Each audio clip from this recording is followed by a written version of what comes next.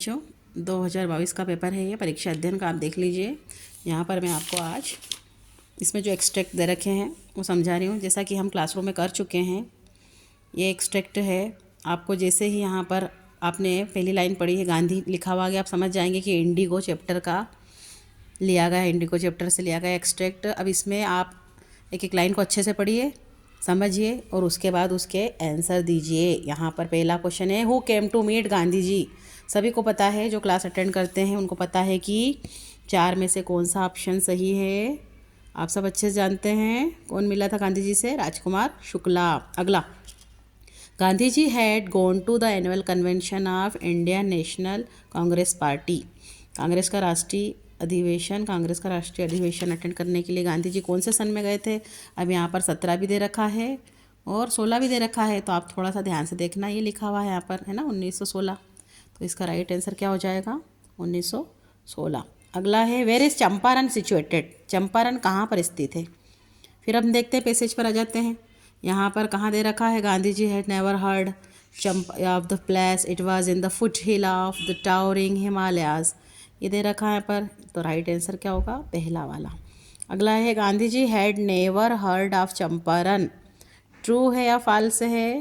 गांधी जी ने इसके पहले कभी भी चंपारण के बारे में नहीं सुना था, तो ये भी इसमें से आपको मिल जाएगा, आप पढ़ना इसको।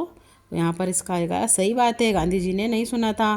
फिर how many delegates were there in the annual convention of Indian National Congress. उसमें कितने डेलीगेट्स शामिल हुए थे, आपको पता है 2301 रटवाया था मैंने आपको। यहाँ पर देखो, आपको मिल जाएगा यहाँ पर, ये रहा, है ना। तो इस प्रकार से एक एक पैसेज को आप अच्छे से कर लीजिए और इसके राइट आंसर दीजिए और आपका पेपर बहुत अच्छा जाएगा। नेक्स्ट है, पोएम की लाइन्स है। पोएम की लाइन्स जैसे ही आपने पढ़ा, driving from my parents home to Cochin last Friday morning, I saw my mother beside me. जैसे ही आपने पढ़ा है, आपको लगेगा कि ये तो माई मदर एट 66 का dose open mouth her face ation like that. माँ बैठी थी पास में और उसका मुंह कैसे खुला था, प्रैक्टिकल बताया था ना क्लास में, कैसे मुंह ओपन हो गया था ड्राइविंग करते करते। उसके पास में बैठी थी mummy. Of a corpse and realized with pain, corpse means dead body, that she was as old as she looked but soon. जितनी बूढ़ी नहीं थी वो, उतनी ज़्यादा दिखाई दे रही थी। अब इसे क्वेश्चन के आंसर देना पड़ेंगे आपको।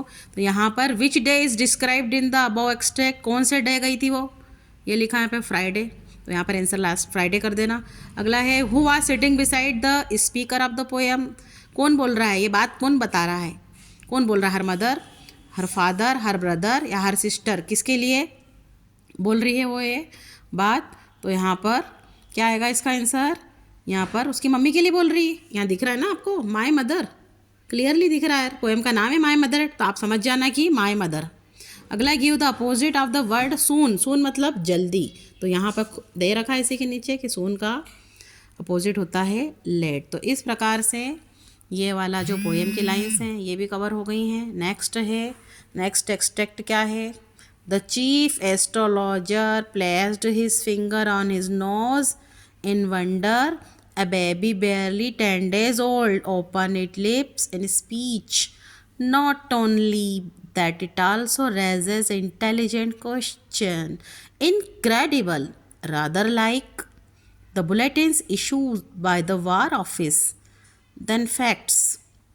The chief astrologer took his finger off his nose and fixed his eyes upon the little prince. The prince was born in the hour of the bull and tiger.